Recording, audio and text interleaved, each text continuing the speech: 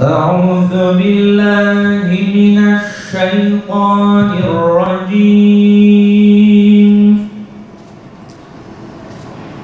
بسم الله الرحمن الرحيم. إذا السماء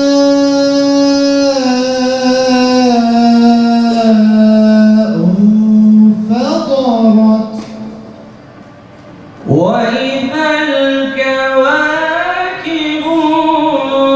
انتثرت وإذا البحار فجرت وإذا القبور بعثرت علمت نفس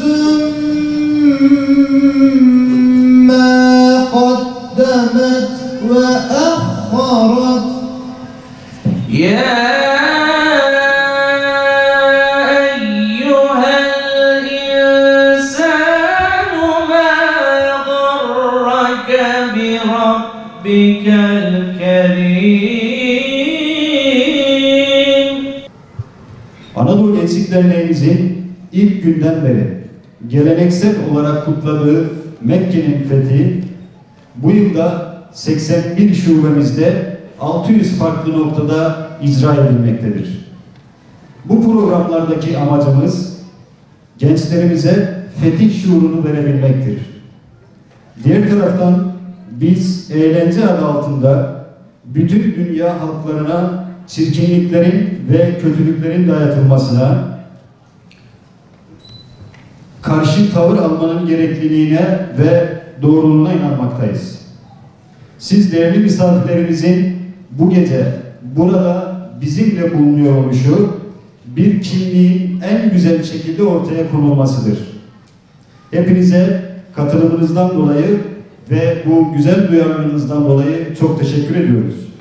Peygamber aleyhissalatu vesselam malumunuz 10.000 kişilik orduyla Mekke'ye girdiğinde sahabe efendilerimiz buyuruyorlar ki mübarek başlarını öyle eğerlerdi ki devesine değdi başı, mübarek sakalı başı ve gözyaşıyla Fetih suresini okuyordu.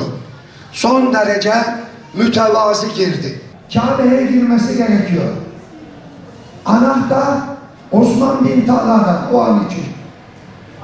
Peygamberimiz Mekke'deyken Osman bin Talha'ya Kabe'ye aslında içeri girsen, ibadet etsen dediğinde sana mı dedi? Mümkün değil. Peygamberimizi reddetti. Peygamberimiz ona şöyle seslendi. Ey Osman, bir gün gelecek. Bu anahtarı kime vereceğinin kararını ben vereceğim buyurdu. Tabi hiç kimsenin aklına gelmez. O da düşünmemişti.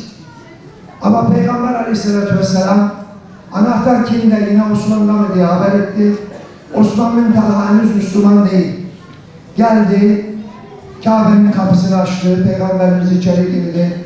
Oradaki putları temizlediler, ibadet etti ve çıktı. Hazreti Ali Efendimiz damadı. Fırsat onlara geçti. Anahtarı almak istedi. Ya Resulallah, anahtarı bize verseniz dedi. Peygamberimiz hayır. Bu anahtarı emanete layık olanlara vereceğim dedi. Sıra bize geldi değil. Sıra neye geldi? İşe eline vermeye geldi. Biz olsaydık ne? Onun için fetih diyoruz. Düşünelim ya. Hangimiz içerimize sindiririz? Ben şahsen samimi olarak söylüyorum. O an orada olsaydım herhalde söylenenlerden birisi de ben olurum. Ya öyle şey olur mu? Biz Mekke'yi fethettik. Yine anahtar bir müşriye gidiyor. Bizi almamız lazım. Geldik. İnkar etmeyin arkadaşlar. Muhterem efendilerim, inkar etmeyin. Onun için Mekke'nin fethimizden çok uzak. Çok uzak. Peygamber aleyhissalatü vesselam Hazreti Ali Efendimizin İslam'a rağmen hayır dedi ya Ali. Ben emaneti eline vereceğim. Osman bu işe ehlidir. Anahtarı kendisine uzat. Hatırladın mı dedi. Ey Osman, böyle bir hadise geçmişti.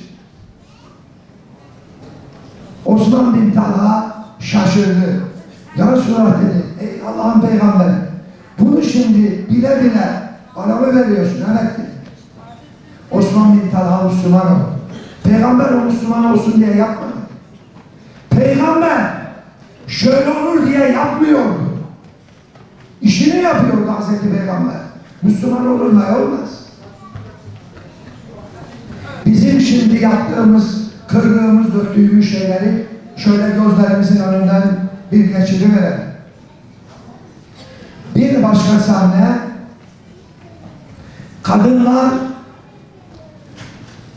Mekke'de Hazreti Peygamber Aleyhisselatü Vesselam'ın yanına geliyor, ona biat ediyorlardı.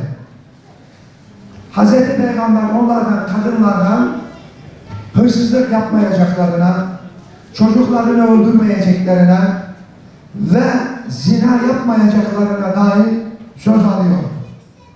Hazreti Hamza'nın katiline sebep olan, sonradan Müslüman olan Hazreti Hint öldürülmesi emredilmişti. Kadınların arasına saklandı, Hazreti Peygamber'in huzuruna geldi. Müslüman olmaya karar vermiş. Beyatlaşıyorlar. Peygamber Aleyhisselatü Vesselam olarak zina etmeyeceksiniz, bunun üzerine de bana söz verin buyurunca içinden Hint, ya Resulallah, hiç hür kadın zina eder mi dedi. Hür kadın zina eder mi dedi.